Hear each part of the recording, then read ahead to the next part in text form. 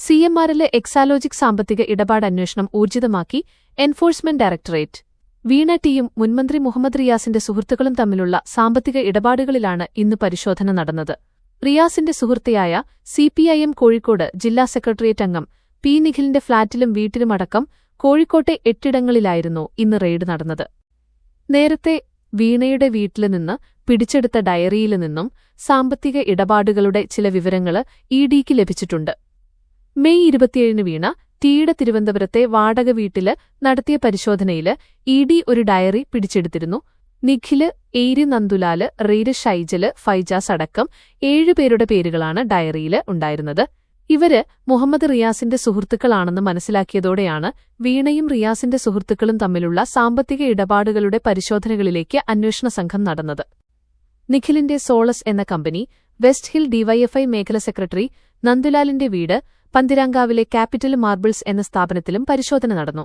21 ലക്ഷത്തോളം സന്തുഷ്ടരായ ഉപഭോക്താക്കളും 2 ലക്ഷത്തോളം തിമിര ശസ്ത്രക്രിയകളും പൂർത്തിയാക്കിയ മലബാറിലെ ഏക കണ്ണാശുപത്രി Al Salama high hospital, hospital road, Perinthalmanna. ഫ്ളാറ്റിലെ പരിശോധനയ്ക്കിടെ നിഖിലിന്റെ മൊഴി ഇഡി രേഖപ്പെടുത്തി. വിളിച്ചിട്ടും വരാതിരുന്ന നിഖിലിനെ ടവർ ലൊക്കേഷന് പിന്തുടർന്നാണ് ഇഡി സംഘം ഫ്ളാറ്റില് എത്തിച്ചത്. നിഖിലിന്റെ ഫ്ളാറ്റിലേക്കെത്തിയ തൃശൂര് ജില്ലാ സെക്രട്ടറി എം. മെഹബൂബ് ഇഡി നടപടി രാഷ്ട്രീയ പ്രേരിതമാണെന്ന് ആരോപിച്ചു.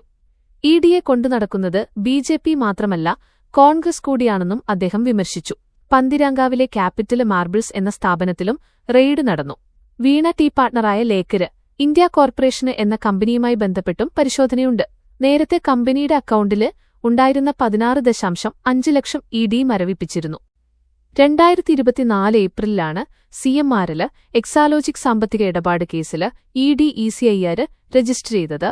സിഎംആറില് കമ്പനിയും വീണ ടിയുടെ ഉടമസ്ഥതയിലുള്ള എക്സാലോജിക് സൊല്യൂഷൻസ് എന്ന ഐടി കമ്പനിയും തമ്മിൽ നടത്തിയ സാമ്പത്തിക ഇടപാടുകളുമായി ബന്ധപ്പെട്ടതാണ് കേസ്. എക്സാലോജിക് നൽകിയ ഐടി സേവനങ്ങൾക്കുള്ള പ്രതിഫലമെന്ന നിലയില് 2017 മുതൽ 2020 വരെയുള്ള കാലയളവില് സിഎംആറില് 1.72 കോടി രൂപ നൽകിയെന്നും എന്നാല് കമ്പനിക്ക് അത്തരം സേവനങ്ങളൊന്നും ലഭിച്ചിട്ടില്ലെന്നുമുള്ള ആദായനികുതി വകുപ്പിന്റെ കണ്ടെത്തലാണ് അന്വേഷണങ്ങൾക്ക് ആധാരമായത്. തുടർന്ന് എസ്എഫ്ഐഒ ഈ സാമ്പത്തിക ഇടപാടുകളില് അന്വേഷണം ആരംഭിക്കുകയായിരുന്നു. പിന്നാലെയാണ് ഇഡിയും കേസ് രജിസ്റ്റർ ചെയ്തത്.